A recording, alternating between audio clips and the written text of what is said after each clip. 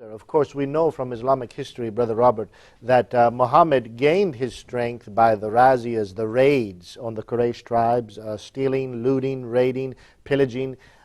Certainly, my history hasn't informed me of a similar way of George Washington calling up the Continental Army, but we find that Muhammad, of course, how in fact did he gain power? Was it through a declaration of independence from the Quraysh? Was it through legislative action, perhaps? Was it through many entreaties to the Quraysh tribal leaders? Certainly not. This, of course, is analogous to what George Washington and the American revolutionaries did, but it's a completely different, diametrically opposed way of gaining power. Yes. Obviously, they both did fight wars. Obviously, they both gained political power as a result of those wars, although Washington was an elected official and Muhammad was a warlord who gained power solely by force of might. At the same time, however, the spirit of the way in which they fought was so different. And George Washington fought at a time before the Geneva Convention, but he still fought according to the rules of warfare that were generally recognized by civilized nations at the time. Take, for example, this from the life of Muhammad. Some people from the Urine tribe came to Medina, and its climate did not suit them. So Allah's apostle, that is Muhammad, of course, allowed them to go to the herd of camels given as zakat, and they drank their milk and urine as medicine. But they killed the shepherd and drove away all the camels.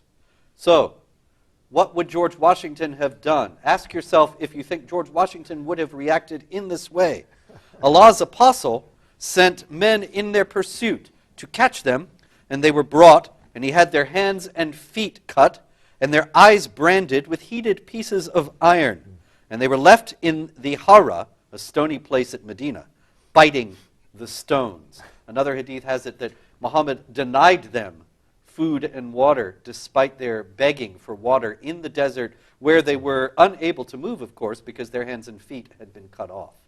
And so imagine, Mr. President, did you ever behave this way toward the British during the American Revolution?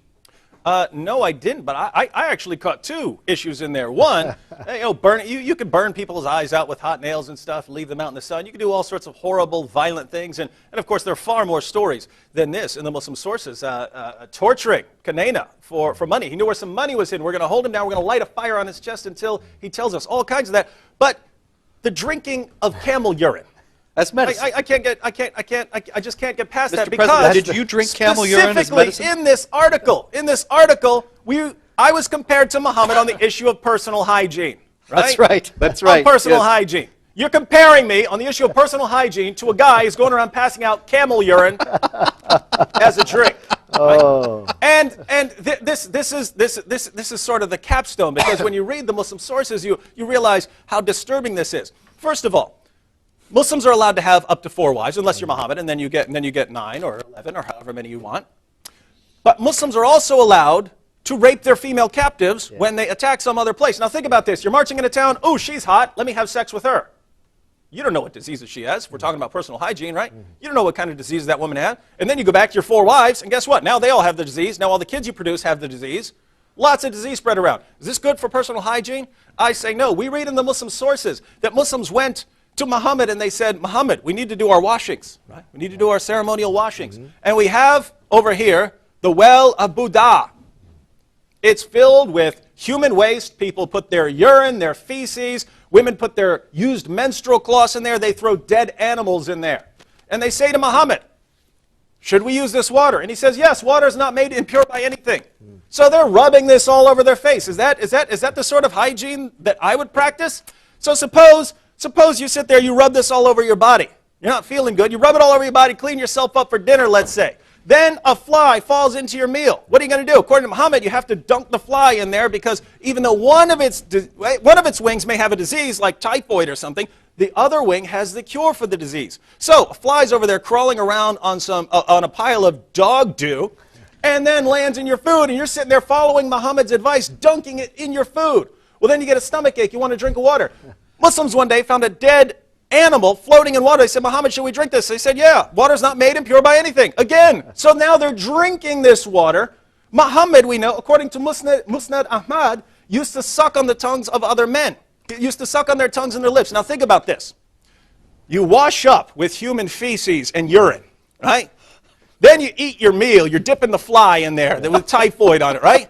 Then you're not feeling good. You get a stomach ache. Let me drink some water. Now you drink some water with a dead animal floating in it. Then you're sucking on the tongue of your buddy here. You're both sick now. And what's the cure when you feel really, really bad? Camel urine.